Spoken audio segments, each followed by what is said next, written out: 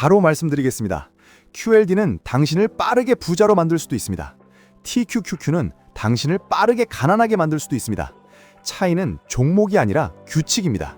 규칙 없이 잡는 순간 이건 투자 아니라 감정입니다. 오늘은 그 감정을 숫자로 묶어드리겠습니다. 지금 이 영상을 보시는 분들은 대부분 이런 상태입니다. 인덱스 장기 투자가 정답인 건 알겠는데 너무 느린 것 같습니다. 그래서 레버리지를 보게 됩니다. 그 중에서도 QLD는 좀 그럴듯해 보이고 TQQQ는 더 강해 보입니다. 여기서 대부분이 한 번은 무너집니다. 왜냐하면 오를 때 확신이 생기고 내릴 때 공포가 생기기 때문입니다. 레버리지는 그 확신과 공포를 2배, 3배로 키웁니다. 제가 오늘 딱 한 가지 목표만 잡겠습니다. QLD를 코어로 깔고 TQQQ는 양념으로만 쓰는 구조를 숫자로 완성해 드리겠습니다. 이걸 한번 세팅해두면 시장을 마치지 않아도 굴러갑니다. 그리고 가장 중요한 건 하락장에서 손이 덜 나갑니다. 손이 덜 나가면 수익이 남습니다. 투자는 결국 남기는 게임입니다. 먼저 진실 하나부터 받겠습니다. 대부분의 사람은 레버리지에서 돈을 잃는 이유가 종목이 나빠서가 아닙니다. 행동이 나빠서입니다. 오를 때 따라 사고 내릴 때 던지는 패턴. 이 패턴만으로도 계좌는 무너집니다. 그래서 레버리지는 실력 게임이 아니라 규율 게임입니다. 규율이 없다면 QLD도 위험하고 TQQQ는 더 위험합니다. 여기서 투자자들이 가장 크게 착각하는 게 있습니다. 나는 장기 투자할 거니까 레버리지도 장기로 들고 가면 된다. 가능은 합니다. 하지만 조건이 있습니다. 비중이 낮아야 합니다. 매수는 자동이어야 합니다. 매도는 비중 규칙이어야 합니다. 계좌를 매일 보면 안 됩니다. 이 4가지가 안 지켜지면 장기는 그냥 말뿐입니다. 이제부터 숫자를 넣겠습니다. 오늘 대본은 실제로 따라하시라고 만든 운영 매뉴얼입니다. 돈이 얼마든 적용됩니다. 월 50만 원이어도 되고 월 200만 원이어도 됩니다. 핵심은 금액이 아니라 비율과 규칙입니다. 구조는 딱 2층입니다. 코어는 QLD, 위성은 TQQQ. 다른 거 최대한 넣지 마세요. 종목이 들면 결정이 들고 결정이 들면 감정이 들어옵니다. 감정이 들어오면 레버리지는 끝입니다. 이제 목표 비중을 정합니다. 저는 3가지 버전으로 드리겠습니다. 처음 시작하시는 분은 무조건 안정형입니다. 안정형으로 6개월만 굴려보면 본인 성향이 드러납니다. 안정형, QLD 90%, TQQQ 10%, 중간형, QLD 80%, TQQQ 20%, 공격형, QLD 70%, TQQQ 30%.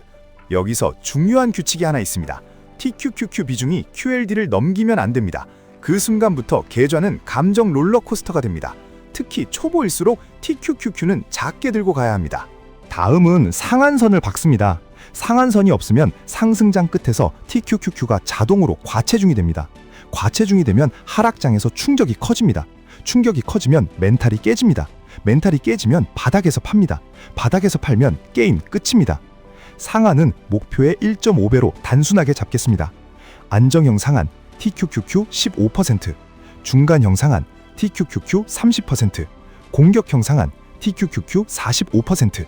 상한은 넘으면 무조건 줄입니다. 고민하는 순간 늦습니다. 이 규칙이 레버리지를 투자로 바꿉니다. 이제 매달 돈이 들어올 때 매수 규칙입니다. 여기서 핵심은 QLD는 무조건 자동 매수입니다. 생각하지 말고 삽니다. 뉴스 보지 말고 삽니다. 가격 비싸 보이는 날도 삽니다. 이게 코어입니다. 코어는 감정을 무시하고 시장을 소유하는 역할입니다. 그럼 TQQQ는 언제 하느냐? TQQQ는 조건부입니다. 조건을 아주 단순하게 만들겠습니다.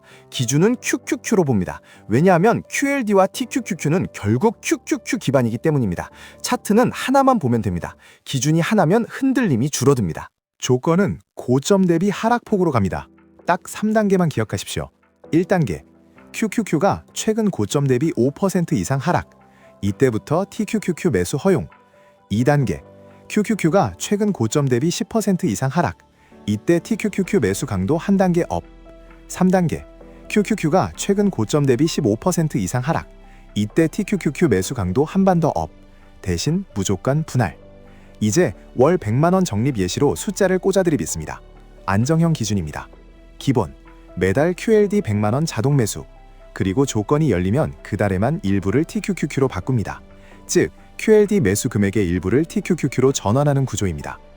QQQ가 5% 이상 하락한 달, QLD 90만 원 매수, TQQQ 10만 원 매수.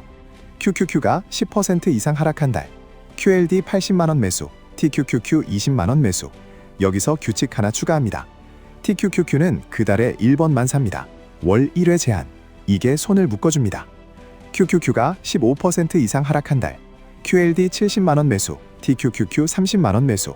단 30만 원을 한 번에 넣지 않습니다. 15만 원씩 두 번으로 쪼갭니다.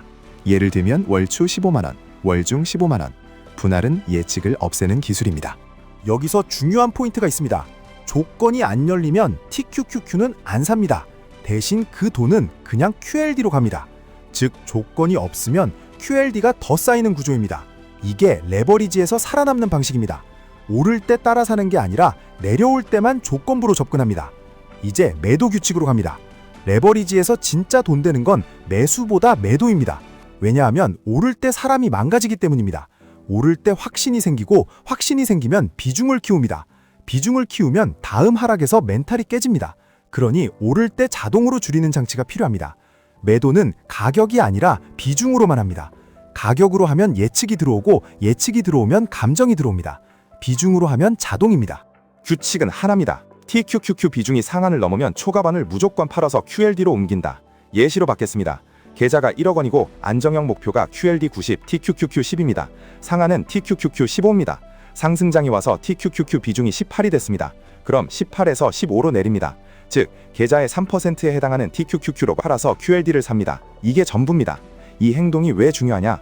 당신이 고점을 맞추지 않아도 상승장에서 일부를 확정하게 해줍니다. 그리고 그 확정분이 QLD로 넘어가면서 코어가 커집니다. 즉, TQQQ의 변동성을 이용해서 QLD를 키우는 구조가 됩니다.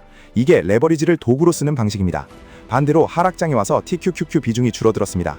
이때 대부분이 실수합니다. 한 번에 채우자. 이건 복수매매입니다. 레버리지에서 복수매매는 계좌를 망칩니다. 그래서 한 번에 채우지 않습니다. 조건이 열릴 때만 월적립금 범위 안에서 계단식으로 채웁니다. 이게 끝입니다.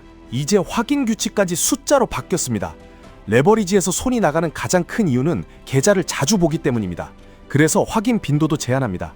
규칙, 계좌 확인은 주 1회, 리밸런싱 점검은 월 1회 또는 분기 1회, TQQQ 매수는 월 1회가 기본, 15% 이상 급락 구간에서만 예외로 월 2회 분할 허용. 이렇게 제한하면 실수 확률이 확 떨어집니다. 투자는 실수 확률을 낮추는 게임입니다. 이제 여기까지 들으신 분들 중에 이런 생각이 들 겁니다. 그럼 이거 너무 단순한 거 아니냐? 맞습니다. 단순해야 합니다. 레버리지에서 복잡해지는 순간 사람은 자꾸 예외를 만듭니다. 예외를 만들면 결국 마음대로 하게 됩니다. 마음대로 하면 레버리지에서 끝납니다. 그래서 단순함이 무기입니다. 이쯤에서 현실 장면을 하나 보여드리겠습니다. 상승장이 길게 오면 사람들은 이렇게 말합니다. 지금이라도 TQQQ 더 사야겠다. 이게 가장 위험한 순간입니다. 이 순간에 손이 나가면 다음 조정에서 멘탈이 깨집니다. 그래서 이 시스템은 상승장에서는 TQQQ가 아니라 QLD를 계속 쌓게 되어 있습니다. TQQQ는 오히려 비중이 커지면 줄이게 되어 있습니다. 이게 상식과 반대로 가는 이유입니다. 상식대로 하면 대부분이 손해를 보니까요. 하락장에서는 또 이렇게 말합니다. 레버리지는 결국 망한다. 그리고 던집니다. 이게 두 번째로 위험한 순간입니다. 이 시스템은 하락장에서 던지지 않게 하려고 만든 구조입니다. 하락장에서 당신이 해야 할 일은 매도가 아니라 조건부 분할 매수입니다. 단 월 적립금 범위 안에서만, 상한과 규칙 안에서만. 그래야 잠이 옵니다. 잠이 오면 버팁니다. 버티면 결국 회복 구간을 먹습니다. 이제 예상 질문들 정리해드리겠습니다. QLD를 코어로 두는 게 너무 공격적인 거 아니냐? 맞습니다. 그래서 TQQQ는 더 작게 둬야 합니다. QLD 자체가 이미 2배 성격이기 때문에 코어로 깔면 계좌는 충분히 빠르게 움직입니다. 여기에 TQQQ까지 과체 중이면 멘탈이 먼저 나갑니다. 그래서 목표 비중과 상한이 핵심입니다. TQQQ를 언제까지 들고 가야 하냐? 기간이 아니라 비중입니다. 비중이 상한을 넘으면 줄이고 목표 범위 아니면 유지합니다. 가격을 예측하지 말고 비중으로만 관리하십시오. QQQ 고점 대비 50, 15 기준이 너무 단순한데 괜찮냐? 괜찮습니다. 단순해야 실행됩니다. 실행이 되면 장기에서 이깁니다. 복잡한 기준은 처음에는 그럴듯하지만 결국 자기 합리화 도구가 됩니다. 마켓 타이밍 아니냐? 타이밍이 아니라 행동 통제입니다. 목표는 바닥을 맞추는 게 아니라 오를 때 과매수를 막고 내릴 때 공포 매도를 막는 겁니다. 이게 되면 수익률은 따라옵니다. 마지막으로 한 문장만 더 받겠습니다. QLD는 코어로 자동 적립, TQQQ는 하락에서만 조건부 분할, 상한 넘으면 초과분은 무조건 QLD로 이동. 이 세 줄만 지키면 당신은 레버리지를 도박이 아니라 도구로 씁니다. 참고만 하세요.